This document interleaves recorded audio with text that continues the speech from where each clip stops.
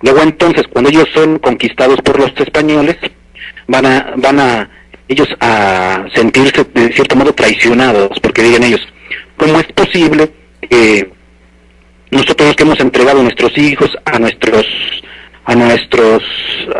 hijas, a nuestros padres, a nuestros hermanos, cómo es posible que hayamos sido conquistados por este pueblo? Porque era un pueblo, el español, que también traía una ideología muy importante. Recordemos que venían de un dominio árabe a lo largo de 8 siglos, que ellos fueron el frente para liberar a lo que es el continente europeo de la presencia islámica. Vienen también con ese pensamiento de con la cruz o la espada. Esa es la definición más acertada del pensamiento español del siglo XVI, la cruz o la espada. Vas a ser mi amigo si te conviertes, si no eres mi amigo, si no te conviertes te voy a tener que matar. Era el pensamiento que ellos imponían de cierto modo, la cruz a través de la sangre, algo que va obviamente contra todo principio cristiano, pero que en la mentalidad de ellos va a ser lo correcto.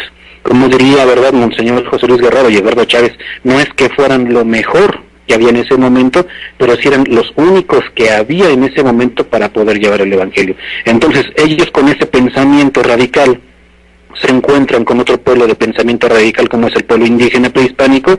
Cuando tienen ese choque, cuando se confrontan, obviamente va a venir una guerra completamente horrible, una guerra que va a acabar no solamente con la materia de los indígenas, no solamente con su mundo material, sino sobre todo con el espiritual, que es a lo que yo quería llegar ahorita.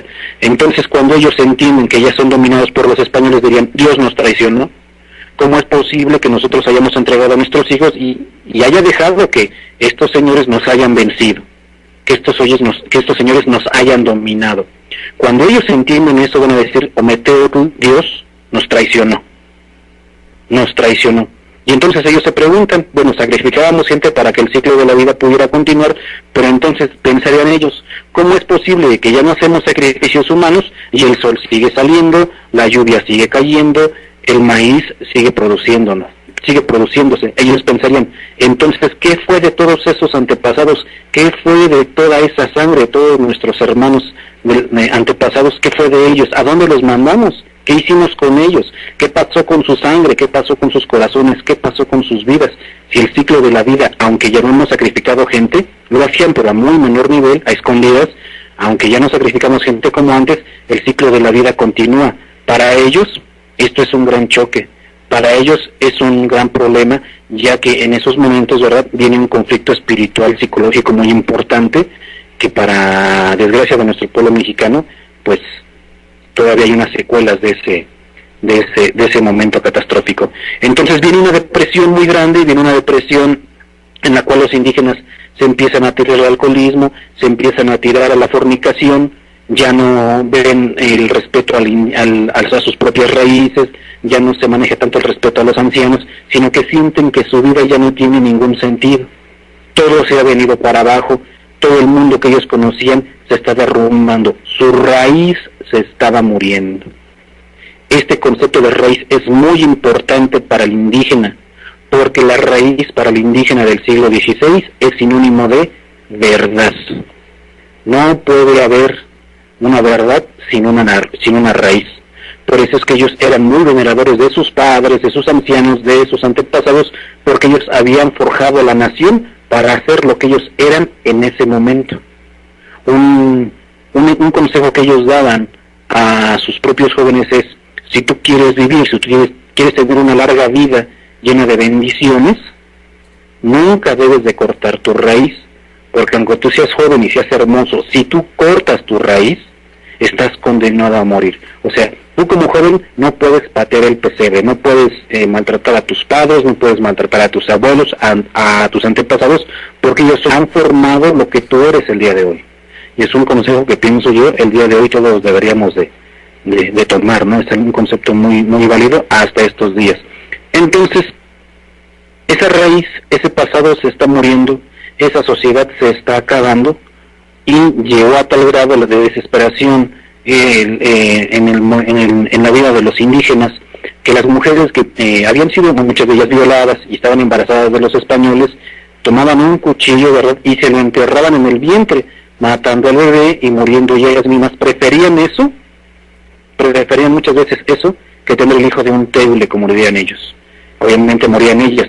Afortunadamente la mayoría de esas mujeres no llegaban a tal grado, ¿verdad?, de desesperación, pero tenían a sus hijos, y a sus hijos los abandonaban para que se murieran de hambre, para que se murieran de frío, de calor, de sed, para que se los comieran los perros, para que se los comieran los coyotes. Obviamente los franciscanos, que van llegando, también son unos auténticos superhéroes, empiezan a rescatar a todos esos niños.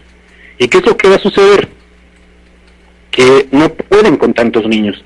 Entonces, los niños mestizos empiezan a crecer comiendo de lo que dejan los perros, comiendo de la basura de los mercados, quitándole su comida a los cerdos. Una situación francamente desesperante. Es por eso que cuando se aparece la Virgen de Guadalupe, el rostro que tiene ella no es de mujer indígena, no es de mujer española, es el rostro de una persona mestiza. Santa María de Guadalupe es mestiza. Eso también hay que dejarlo muy en claro, porque inclusive hay por una teoría sin ningún fundamento histórico real, donde le han inventado inclusive un nombre en náhuatl que no existe. Ella, cuando se aparece a Juan Diego, y en la quinta aparición se le manifiesta también al tío Juan Bernardino y le aclara el nombre con el cual ella quiere ser llamada, que es Santa María de Guadalupe. Entonces, va a haber un personaje muy importante en el acontecimiento guadalupano, que es don Fray Juan de Zumárraga, que para aquellos años, 1525, 1527, él ya está retirado en Flandes. Cuando el rey de España, Carlos V, empieza a mandar misioneros al continente americano, a México, quiere mandar a lo mejor que él tiene disposición, ¿verdad? Recordemos que en aquella época los reyes, en este caso los reyes católicos, podían poner algún obispo, podían mandar a los misioneros. Era un derecho que les daba el mismo Papa, porque muchas veces ellos tenían que esperar la respuesta del Papa, pero el Papa, confiando que ellos eran católicos y que conocían a todos los obispos, conocían a todos, aquí no. Entonces este derecho lo va a utilizar el rey de España, Carlos V, y va a mandar a Fray Juan de Zumárraga, una persona que ya vivía en el retiro. Él ya se imaginaba, ¿verdad?, vivir los restos de sus días en tranquilidad, en paz, pero tiene un llamado para la Ciudad de México. Él va a llegar en el año de 1529, y también en 1529 la situación entre los mismos españoles era una situación sumamente delicada, ya que los religiosos, los franciscanos, estaban en la defensa de los indígenas, en la dignificación de los indígenas, pero los demás españoles, no todos, pero en este caso los que gobernaban, veían en el indígena a un ser menor todavía que un animal. Para ellos los indígenas eran animales o menos que animales. Entonces va a haber un conflicto ahí directo entre los mismos españoles. Cuando Fray Juan de Zumárraga tiene que mandarle cartas al rey de España para ponerle al tanto de la situación que se vivía en México en esos momentos, esas cartas son interceptadas y nunca van a llegar al rey. Entonces Fray Juan de Zumárraga tiene que mandar una carta al rey de España en 1529, donde él le dice: si Dios no interviene directamente de su mano, esto está que se pierde. ¿Qué es lo que le está diciendo el rey de España, Fray Juan de Zumárraga, al rey de España?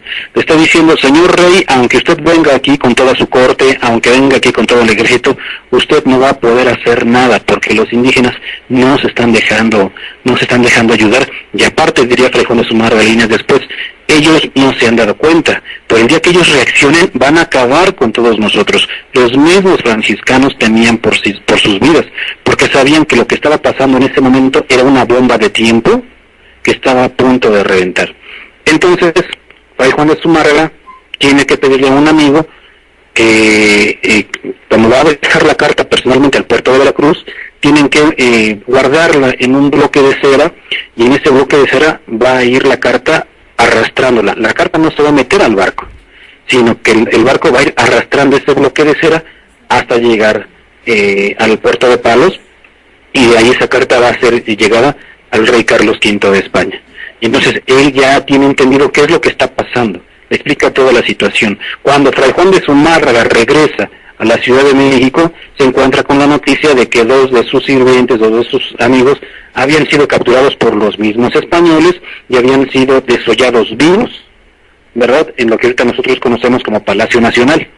Fray Juan de Zumárraga va a rescatar a sus sirvientes y amigos, y entonces, ¿qué es lo que va a suceder? Que en ese momento él va a recibir un atentado contra su propia vida. Entonces, la situación que él está viviendo en ese momento es una situación completamente delicada.